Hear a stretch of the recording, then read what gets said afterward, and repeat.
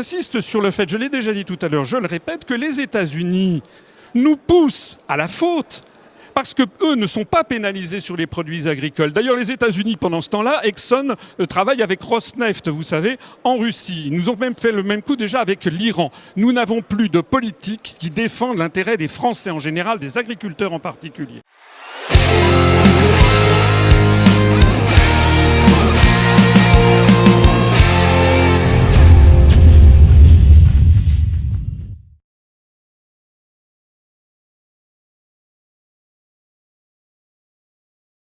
Appliquer la norme maximale, c'est malheureusement ce que nous faisons trop souvent, tandis que d'autres appliquent la norme minimale, ce que font nos voisins, par exemple l'Allemagne. François Asselineau, à vous la parole. Il faut vous présenter, mais très rapidement, votre mouvement. L'UPR est un mouvement que j'ai créé le 25 mars 2007, le jour du 50e anniversaire du traité de Rome qui crée la CEE. J'appelle tous les Français, qu'ils soient de droite, du centre ou de gauche, à se rassembler à titre provisoire pour faire sortir la France de l'Union européenne, de l'euro et également de l'OTAN.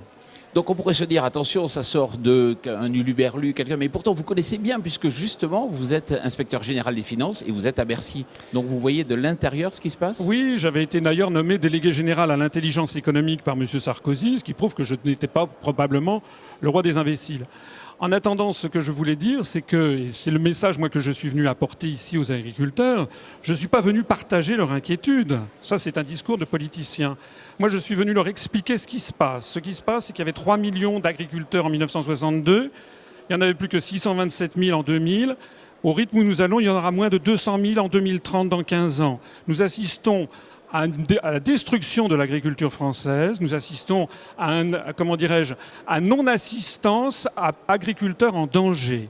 Et ce que je suis venu leur expliquer, c'est que contrairement à ce qu'a dit M. Hortefeux à l'instant, la responsabilité de la construction européenne est écrasante dans tous les domaines, y compris en termes structurels, mais aussi en termes conjoncturels. J'espère qu'on va avoir l'occasion, par exemple, de parler du TAFTA, de parler également des rétorsions à l'égard de la Russie, qui, M. Xavier Belin de la FNSEA le disait justement hier, vont coûter au moins 1 milliard d'euros à l'agriculture française. On est en train d'envoyer au tapis des quantités d'agriculteurs pour des décisions géopolitiques qui ne sont pas les nôtres, qui sont décidées par les États-Unis d'Amérique, qui, eux, ne sont pas touchés justement par cet embargo, puisqu'ils ne vendent pratiquement rien à la Russie. Je rappelle que vous êtes plutôt pour la sortie de l'OTAN.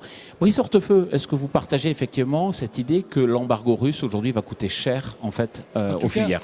En tout cas, vis-à-vis de mon voisin, honnêtement que je ne connaissais pas jusque-là, j'en avais pas entendu parler, vient d'expliquer qu'il fallait sortir de l'Europe, de l'euro et ainsi de suite. Écoutez, il a employé lui-même le terme d'uluberlu, je lui laisse naturellement ce qualificatif. Non, c'est pas moi, c'est le journal. Si c'est vous, vous l'avez appliqué à quelqu'un. Et donc, ce que je veux dire, bien sûr que l'avenir de notre pays passe par la construction européenne.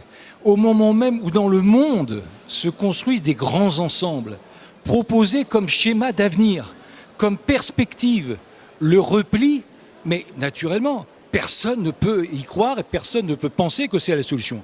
En revanche, prendre acte du fait que oui, la construction européenne a beaucoup apporté. Je ne parle pas simplement de la paix, parce que je ne veux pas employer des grands mots, mais enfin néanmoins c'est un acquis. Et bien à côté de cela, la construction européenne a permis d'avoir une meilleure connaissance entre les peuples, a permis de mettre fin à des tensions, a permis dans un certain nombre de cas d'élever le niveau de vie d'un certain nombre de pays, ce qui est très important pour nous, puisque ça doit fournir bien évidemment des débouchés.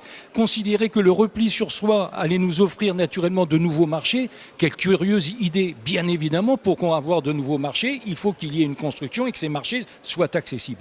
Donc voilà la réalité, c'est que oui, bien sûr qu'il y a des imperfections, mais je ne veux pas tomber dans la caricature, dans un schéma qui serait irréel et hors du temps et certainement passéiste. Oui, il faut naturellement construire notre avenir et notre avenir, ça passe par la construction ensemble. Sur la question de l'embargo, je vais vous redonner quand même la parole juste après. L'embargo. Oui. Sur l'embargo, notamment avec Angélique Delahaye, qui est elle-même très au cœur de ce sujet, puisque c'est un embargo, je parle des denrées agricoles et des mesures de rétorsion, c'est un sujet majeur. C'est une décision politique qui a été prise, ça c'est un autre sujet, mais cette décision politique ayant été prise, cela pénalise un certain nombre de professions, notamment dans le milieu agricole, notamment dans le milieu des éleveurs et des producteurs de fruits et légumes.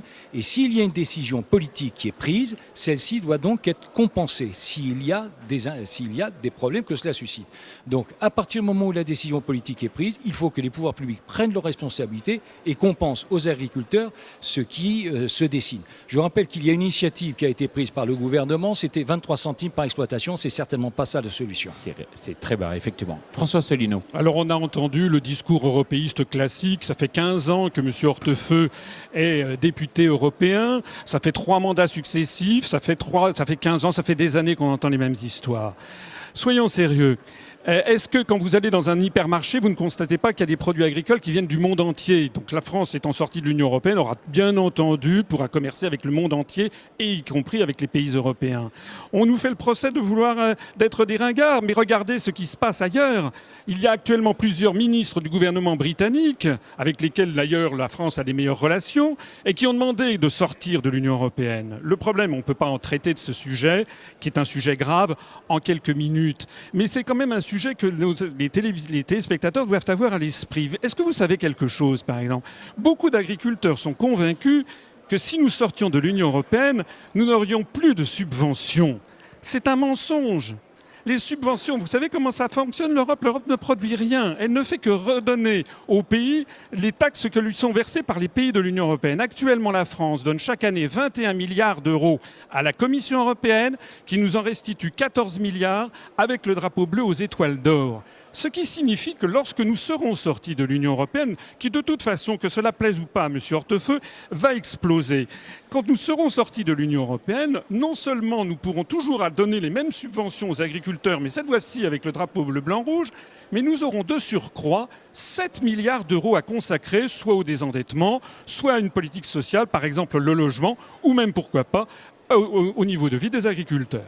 Alors, ce que je voudrais dire par ailleurs sur l'embargo, c'est que cet embargo est contraire fondamentalement aux intérêts géopolitiques de la France. Comme le disait Charles de Gaulle, à chaque fois que la France a été en bons termes avec la Russie, ça a été des grands moments de notre histoire. À chaque fois que nous avons été en mauvais termes avec la Russie, ça a été des mauvais moments. On voit bien que le gouvernement français, actuel comme le précédent, puisqu'en fait, les dirigeants français ne sont désormais plus que les gouverneurs de la province France qui obéissent au claquement de doigts à la Commission européenne et à l'OTAN décidée par Washington. On voit bien que désormais, nous n'avons plus notre politique internationale. On est en train de se heurter à la Russie. Et j'insiste sur le fait, je l'ai déjà dit tout à l'heure, je le répète, que les États-Unis nous poussent à la faute parce qu'eux ne sont pas pénalisés sur les produits agricoles. D'ailleurs, les États-Unis, pendant ce temps-là, Exxon travaille avec Rosneft, vous savez, en Russie. Ils nous ont même fait le même coup déjà avec l'Iran. Nous n'avons plus de politique qui défend l'intérêt des Français en général, des agriculteurs en particulier.